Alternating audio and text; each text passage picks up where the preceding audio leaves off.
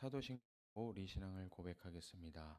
전능하사 천지를 만드신 하나님 아버지를 내가 믿사오며 그 외아들 우리 주 예수 그리스도를 믿사오니 이는 성령으로 잉태하사 동정녀 마리아에게 나시고 본디오 빌라도에게 고난을 받으사 십자가에 못 박혀 죽으시고 장사한 지 사흘 만에 죽은 자 가운데서 다시 살아나시며 하늘에 오르사 전능하신 하나님 우편에 앉아 계시다가 저리로서 산 자와 죽은 자를 심판하러 오시리라.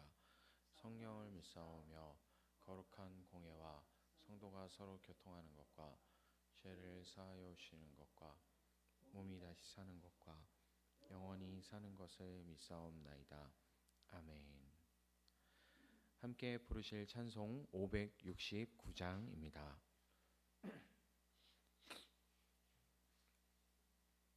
찬송가 569장 선한 목자 되신 우리 주입니다.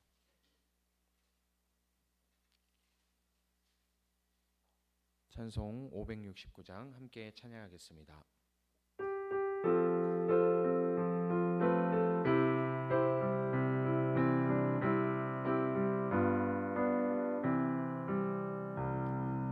선한 목자 되신 우리 주 항상 인도하시고 푸른 풀밭 좋은 곳에서 우리 먹여주소서. 선한 목자 구세주여 항상 인도하소서. 선한 목자 구세주여 항상 인도하소서. 양의 문이 되신 예수여 우리 영접하시고 길에 잃은 양의 무리를 항상 인도하소서. 선한 목자 구세주여 기도 들어주소서. 선한 목자 구세주여 기도 들어주소서. 힘이 많고 약한 우리를 용납하여 주시고 주의 넓고 크신 은혜로 자유 얻게 하셨네. 선한 목자 구세주여 지금 나아갑니다. 선한 목자 구세주여 지금 나아갑니다. 일찍 주의 뜻을 따라서 살아가게 하시고 주의 계신 사랑 베푸사 따라가게 하소서. 선한 목자 구세주여 항상 인도하소서. 선한 목자 구세주여 항상 인도하소서.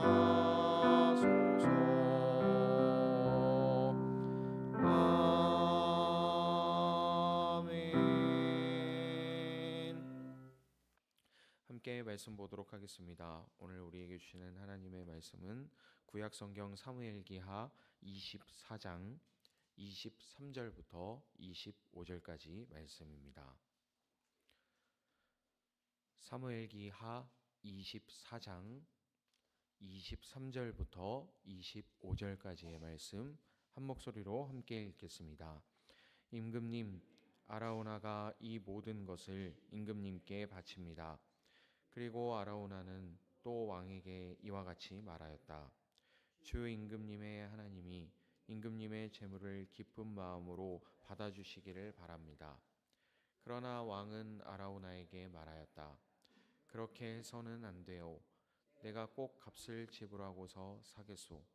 내가 거저 얻은 것으로 주 나의 하나님께 번제를 드리지는 않겠소. 그래서 다윗은 은 53개를 주고 그 타작마당과 소를 샀다. 거기에서 다윗은 주님께 제단을 쌓아 번제와 화목제를 드렸다. 다윗이 땅을 돌보아 달라고 주님께 비니 주님께서 그의 기도를 들어주셔서 이스라엘에 내리던 재앙이 그쳤다. 아멘. 할렐루야. 성령 하나님께서 이 시간도 우리와 함께 하심을 믿습니다. 이 새벽에 어둠을 뚫고 주님의 전을 찾아 나온 우리 모두의 삶을 주님께서 붙잡아 주시고 또한 우리와 함께 하여 주심을 믿습니다. 하나님께서 이 귀한 자리에 나온 우리 한 사람 한 사람의 발걸음을 귀하게 보시고 그리고 또한 이 시간 먼저 하나님의 음성에 귀 기울이면서 우리의 삶을 인도하여 주셔서 한량없는 은혜를 베푸시는 하나님의 사랑을 경험할 수 있는 주님의 시간이 되기를 주님의 이름으로 축복합니다. 오늘 우리가 함께 묵상할 말씀은 이 사무엘기하 24장 23절부터 25절까지 말씀입니다. 짧은 본문이지만 우리의 신앙을 관통하는 이 깊고 중요한 진리가 담겨 있음을 볼 수 있습니다.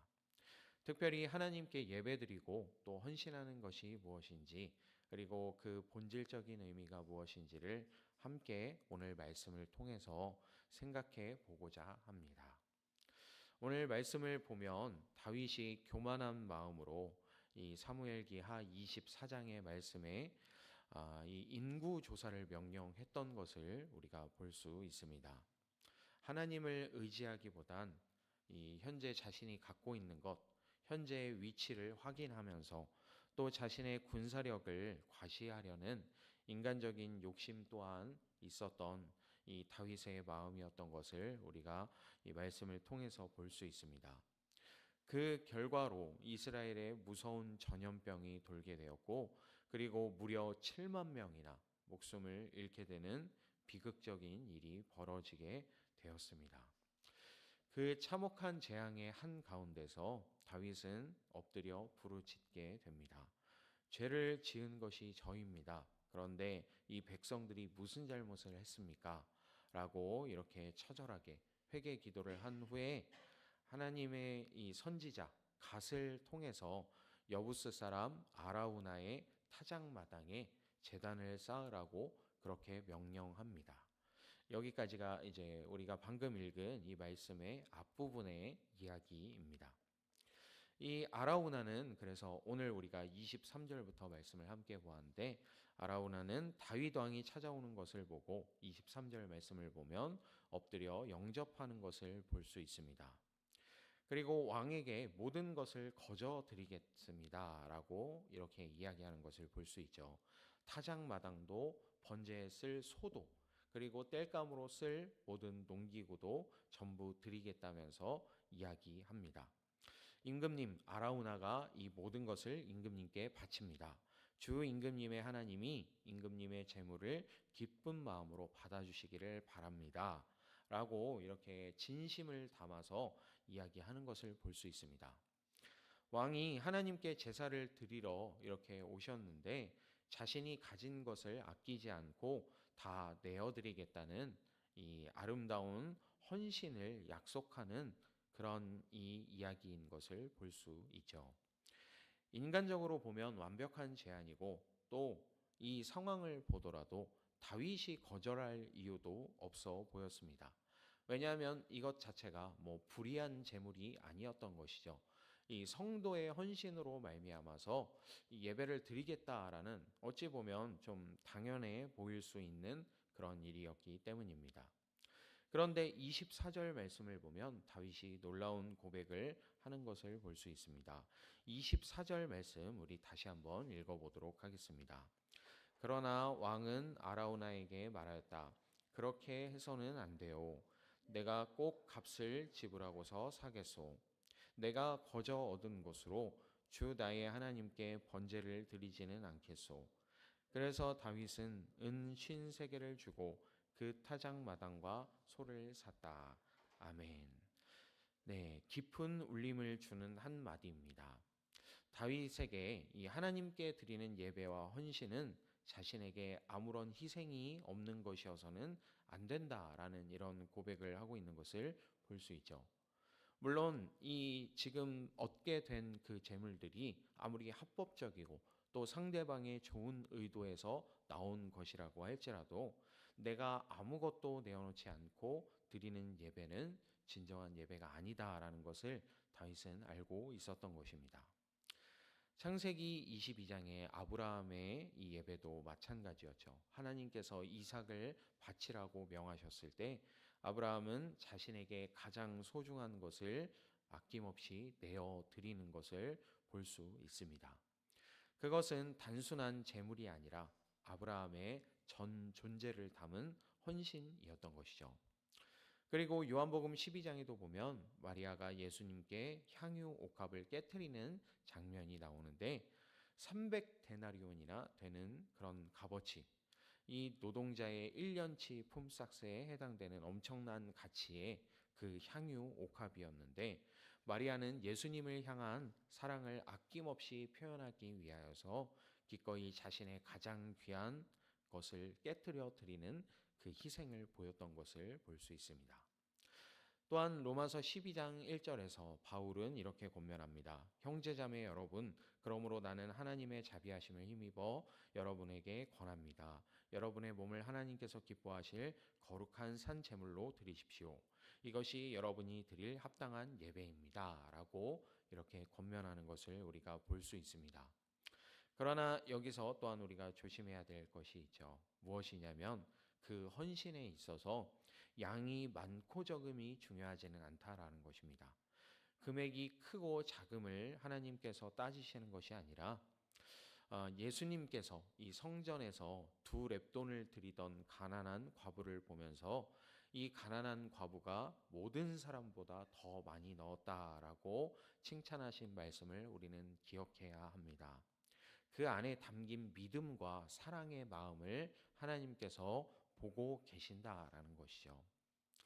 다윗은 이렇게 은을 지불하고서 제단을 쌓게 되었고 이렇게 가치를 지불하고 예배를 드렸을 때 어떤 일이 일어나게 되었습니까?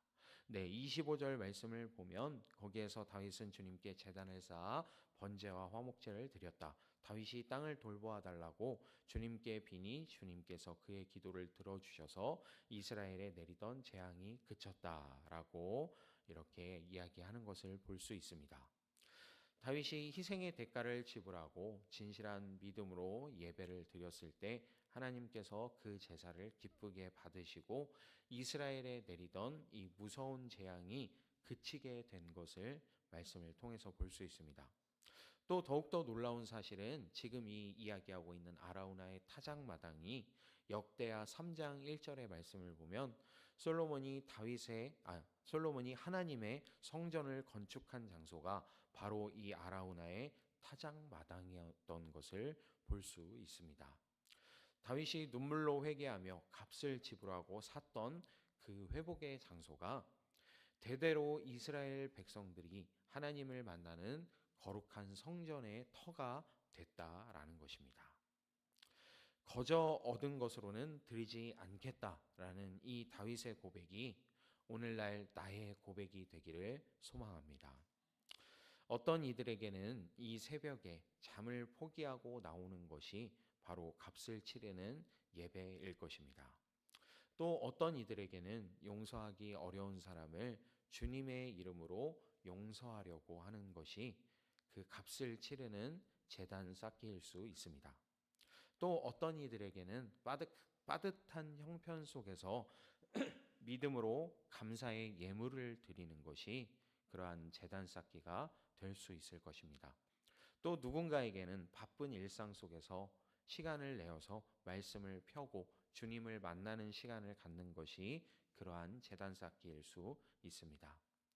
하나님께서는 이 모든 순종을 기쁘게 받으신다라는 것을 기억할 수 있기를 소망합니다.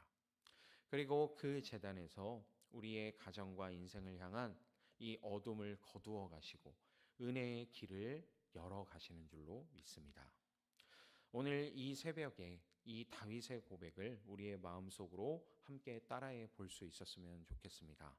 주님, 제가 거저 얻은 것으로는 대충 내 삶 속에 있어서 편한 선에서 드리는 것만으로 주님을 예배하지 않겠습니다. 제 시간, 저의 마음, 그리고 저의 눈물, 저의 순종이 담긴 산 제사로 주님 앞에 나아가게 하여 주시옵소서라고 고백할 수 있게 되는 우리의 삶이 되기를 소망합니다. 그렇게 드려지는 우리 각자의 이 작은 제단 위에 주님께서 우리의 삶의 모든 어둠을 거두어 가시고 치료와 회복 그리고 평강과 새 시작의 은혜를 부어 주실 것을 믿습니다.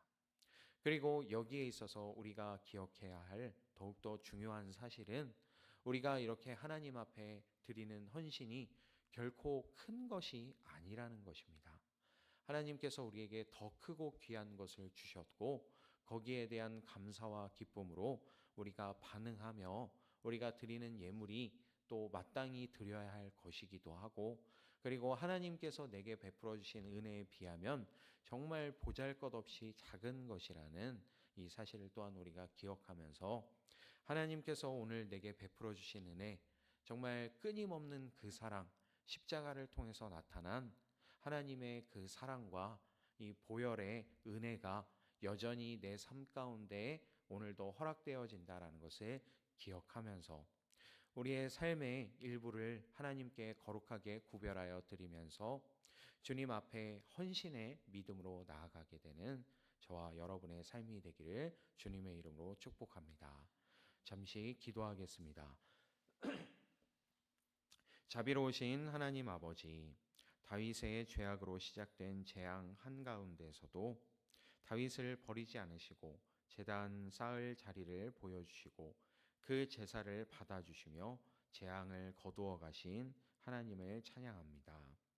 우리도 연약하여 자주 잘못된 선택을 하고 그 결과 앞에서 두려워할 때가 많이 있습니다. 그러나 오늘 말씀처럼 그 자리에서 도망가지 않고 주님 앞에 제단을 쌓는 믿음을 가질 수 있도록 인도하여 주옵소서.